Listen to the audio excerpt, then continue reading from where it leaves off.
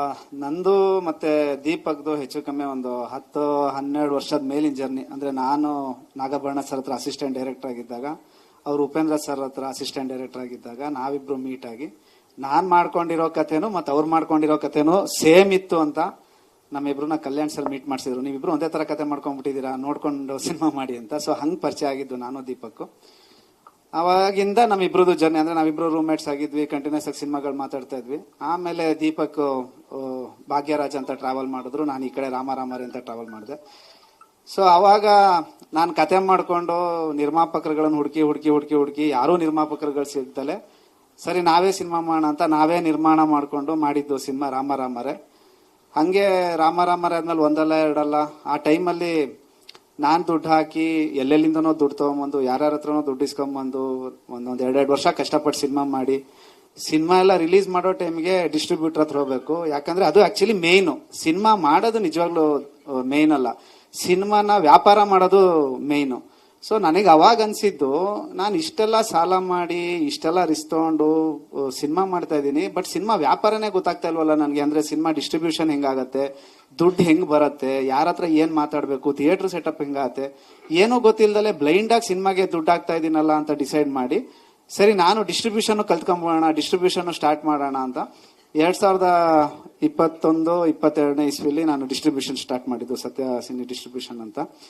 So ಅವಾಗಿಂದ ಒಂದು 45ಕ್ಕೂ ಹೆಚ್ಚು ಕನ್ನಡ ಸಿನಿಮಾಗಳನ್ನ ಡಿಸ್ಟ್ರಿಬ್ಯೂಟ್ ಮಾಡಿದ್ವಿ. ನನ್ನ ಇಂಟೆನ್ಷನ್ ಏನಂದ್ರೆ, ಡಿಸ್ಟ್ರಿಬ್ಯೂಷನ್ ಅನ್ನೋದು ನಿಜವಾಗ್ಲೂ ಎಲ್ಲಾ ನಿರ್ಮಾಪಕರುಗಳಿಗೂ ಎಲ್ಲಾ ನಿರ್ದೇಶಕರುಗಳಿಗೂ ಅದ್ರ ಐಡಿಯಾ ಇರಬೇಕು ಅಂತ. What is distribution? ಯಾರಿಗೂ ತುಂಬಾ ಜನಕ್ಕೆ, ಈಗ ನಾನ್ ಸಿನಿಮಾ ಮಾಡಿದಾಗ ನಂಗೂ ನಿಜವಾಗ್ಲೂ ಗೊತ್ತಿರಲಿಲ್ಲ ಡಿಸ್ಟ್ರಿಬ್ಯೂಷನ್ ಅಂದ್ರೆ ಏನು, ಹೆಂಗಾಗತ್ತೆ, ಅದ್ರ ಪ್ರೋಸೆಸ್ ಏನು, ಎಲ್ಲೆಲ್ಲಿ ದುಡ್ಡು ಕೊಡ್ತೀವಿ, ದುಡ್ಡು ಹೆಂಗ್ ಬರುತ್ತೆ, ಥಿಯೇಟರ್ ಸೆಟಪ್ ಅಂದ್ರೆ ಏನು, ಯಾಕೆ ಥಿಯೇಟರ್ಗಳು ಸಿಗ್ತಾ ಇಲ್ಲ, ಥಿಯೇಟರ್ಗಳು ಸಿಗದೆ ಇರೋದಕ್ಕೆ ಕಾರಣ ಏನು, ಸರಿ ಸಿಗದೆ ಇರೋ ಥಿಯೇಟರ್ಗಳನ್ನ ವಾಪಸ್ ತಗೊಳ್ಳೋದು ಹೆಂಗೆ. ಸೊ ಈ ತರ ಒಂದು 1000 ಇದೆ. ಕೂತ್ಕೊಂಡು ಕತೆ ಬರಿತೀವಿ, 2 ವರ್ಷ ಸ್ಕ್ರಿಪ್ಟ್ ಡಿಸ್ಕಷನ್ ಮಾಡ್ತೀವಿ, ಸಾಲ ತಗೊಂಬಂದ್ ಸಿನಿಮಾ ಮಾಡ್ತೀವಿ. ಬಟ್ ವ್ಯಾಪಾರ ಹೆಂಗ್ ಮಾಡೋದು ಅನ್ನೋದೇ ಗೊತ್ತಿಲ್ದಲೆ ಈ ಬಿಸ್ನೆಸ್ ಮಾಡೋದಿದೆಯಲ್ಲ, ತುಂಬಾ ರಿಸ್ಕಿ ಜಾಬ್. ಸೊ ಇದು ನನ್ನಿಂದ ಒಂದ್ ಸ್ವಲ್ಪ ಬೇಸಿಕ್ ಆಗಿ ತಿಳ್ಕೊಂಡ್ರೆ ತುಂಬಾ ಜನಕ್ಕೆ ಈ ವಿಷಯ ನಾನು ಹೇಳ್ಬೋದು, ಇದು ಡಿಸ್ಟ್ರಿಬ್ಯೂಷನ್, ಈ ತರ ಮಾಡ್ಬೇಕು ಡಿಸ್ಟ್ರಿಬ್ಯೂಷನ್ ಅಂತ ಹೇಳ್ಬೋದು ಅನ್ನೋ ಒಂದೇ ಕಾರಣಕ್ಕೆ ನಾನು ಡಿಸ್ಟ್ರಿಬ್ಯೂಷನ್ ಕಲ್ತ್ಕೊಳ್ಳೋಕೆ ಶುರು ಮಾಡಿದ್ದು. ಬಟ್ ನಾನಿಬ್ರು ನಿರ್ಮಾಪಕರಿಗೂ ಹೇಳ್ತೀನಿ, ಸಿನಿಮಾ ಡಿಸ್ಟ್ರಿಬ್ಯೂಷನ್ ಕೇಕ್ ವಾಕ್ ಅಂತೂ ಅಲ್ವೇ ಅಲ್ಲ ಸರ್, ಖಂಡಿತ. ಇವತ್ತು ನಾವೆಲ್ಲ ಹಿಂಗೆ ಖುಷಿಯಾಗಿ ಇಲ್ಲೆಲ್ಲ ಇದೀವಿ, ಆದ್ರೆ ಮೋಸ್ಟ್ಲಿ ಫೆಬ್ರವರಿ 1ನೇ ತಾರೀಕಿಂದ ಸ್ಟಾರ್ಟ್ ಆಗತ್ತೆ ನಮ್ದು ಆಕ್ಚುಯಲ್ ಜೀವನ ಏನು ಅಂತ. ನಿನ್ನೆನೂ ನಾನು ನ್ಯೂಸ್ ಅಲ್ಲಿ ನೋಡ್ತಾ ಇದ್ದೆ, ಒಂದು ಕನ್ನಡ ಸಿನಿಮಾಕ್ಕೆ ಥಿಯೇಟರ್ ಸಿಗ್ತಾ ಇಲ್ಲ ಅಂತ. ಈ ಥಿಯೇಟರ್ ಸಿಗ್ತಾ ಇಲ್ಲ, ಕನ್ನಡ ಸಿನಿಮಾಗಳಿಗೆ ಮೋಸ ಆಗ್ತಾ ಇದೆ ಅನ್ನೋದು ಇವತ್ತು ನೆನ್ನೆದಲ್ಲ. ನಾನ್ ಸಿನಿಮಾ ಇಂಡಸ್ಟ್ರಿಗೆ ಬರಕ್ ಮುಂಚೆಯಿಂದನೂ ಇರುವಂತ ಸಮಸ್ಯೆ. ಬಟ್ ಬರೀ ಸಮಸ್ಯೆನೇ ಮಾತಾಡ್ತಾ ಇದೀವಿ ಎಲ್ಲರೂ ಅನ್ನೋದ್ ಬಿಟ್ರೆ ಅದಕ್ಕೇನ್ ಸೊಲ್ಯೂಷನ್ ಅಂತ ಯಾರು ಮಾತಾಡ್ತಾ ಇಲ್ಲ. ಪ್ರತಿ ಸಿನಿಮಾ ಆದಾಗ್ಲೂ ಒಬ್ಬ ಸಿನಿಮಾ ನಿರ್ಮಾಪಕ ಮತ್ತೆ ಸಿನಿಮಾ ನಿರ್ದೇಶಕ ಬರ್ತಾರೆ, ನಮಗ್ ಸಿನಿಮಾ ಥಿಯೇಟರ್ ಸಿಗ್ತಲ್ಲ, ಆಯ್ತು ಯಾರಿಗೂ ಸಿನಿಮಾ ಥಿಯೇಟರ್ ಸಿಗ್ತಾರ. ಸೊ ಸೊಲ್ಯೂಷನ್ ಏನು, ಅದಕ್ಕೆ ಸೊಲ್ಯೂಷನ್ ಕಂಡುಹಿಡಿಯೋದು ಯಾರು, ಅದಕ್ಕೆ ಸೊಲ್ಯೂಷನ್ ಮಾಡೋದು ಯಾರು, ಅದೇ ಗೊತ್ತಾಗ್ತಾ ಇಲ್ಲ. ಸೊ ಇವತ್ತು ಈ ಸ್ಟೇಜ್ ಯೂಸ್ ಮಾಡ್ಕೊಂಡು ನಾನು ಒಂದ್ ಹೇಳಕ್ ಏನ್ ಇಷ್ಟಪಡ್ತೀನಿ ಅಂದ್ರೆ, ಇದು ವ್ಯಾಪಾರ. ಅಂದ್ರೆ ಸಿನಿಮಾ ಮಾಡೋದು ಎಮೋಷನ್ ಅಷ್ಟೇ, ಬಟ್ ಸಿನಿಮಾ ರಿಲೀಸ್ ಮಾಡೋದು ಅದು ಬಿಸ್ನೆಸ್. ಅಲ್ಲಿ ಎಮೋಷನ್ ಖಂಡಿತ ಬರಲ್ಲ. ಸೊ ಇದು ವ್ಯಾಪಾರ ಅಂತಾನೆ ನಿಂತಾಗ ವ್ಯಾಪಾರ ಮಾಡೋದು ಹೆಂಗೆ ಅಂತ ನಾವ್ ಎಲ್ಲಾರ್ಗು ಹೇಳ್ಕೊಡ್ಬೇಕು, ಎಲ್ಲರೂ ಜೊತೆ ಆಗ್ಬೇಕು ಮೇನು. ಅಂದ್ರೆ ಒಬ್ಬೊಬ್ರು ಸಿನಿಮಾ ನಿರ್ಮಾಪಕರು ಬಂದಾಗ ಅವ್ರು ಬಂದ್ ಮಾತಾಡೋದು ಮತ್ತೆ ಹೊರಟೋಗೋದು, ಅವ್ರು ಬಂದ್ ಮಾತಾಡೋದು ಹೋಗೋದು ಆಗತ್ತೆ. ಬಿಟ್ರೆ ಎಲ್ಲರೂ ಒಟ್ಟಿಗೆ ಸೇರ್ಕೊಂಡು ಯಾವ್ದಕ್ಕೆ ಇದು ಸಮಸ್ಯೆ ಆಗ್ತಾ ಇದೆ, ಸರಿ ಈ ಸಮಸ್ಯೆನ ಫುಲ್ ಅಂತೂ ಸಾಲ್ವ್ ಮಾಡಕ್ ಸಾಧ್ಯನೇ ಇಲ್ಲ, ಒಂದು ಸ್ವಲ್ಪ ಮಟ್ಟಿಗೆ ಸುಲಭ ಆಗೋ ತರ ಕನ್ನಡ ನಿರ್ಮಾಪಕರುಗಳಿಗೆ, ಕನ್ನಡ ನಿರ್ದೇಶಕರಿಗೆ ಒಂಚೂರು ಸುಲಭ ಆಗೋ ತರ ಏನ್ ಮಾಡ್ಬೋದು ಅನ್ನೋದು ಎಲ್ಲ ಒಟ್ಟಿಗೆ ಕೂತ್ಕೊಂಡು ಮಾತಾಡಿದಾಗಲೇ ಅದು ಮೋಸ್ಟ್ಲಿ ಸೊಲ್ಯೂಷನ್ ಸಿಗೋದು ಅನ್ಸುತ್ತೆ. ಸೊ ಆ ನಿಟ್ಟಿನಲ್ಲಿ ನಾವು ನಮ್ಮ ಜಗದೀಶ್ ರೆಡ್ಡಿ ಸರ್ ಅಂತ, ಇವರೊಂದು 15-20 ವರ್ಷದಿಂದ ಇಂಡಸ್ಟ್ರಿಲಿ ಎಲ್ಲಾ ದೊಡ್ಡ ಸಿನಿಮಾಗಳಿಗೂ ಕೋ ಡೈರೆಕ್ಟರ್ಗಳಾಗಿ ಡಿಸ್ಟ್ರಿಬ್ಯೂಷನ್ ನೋಡ್ಕೊಂಡಿದ್ರು. ಇವತ್ತು ಅವರು ನನ್ನ ಜೊತೆ ಇದ್ದಾರೆ.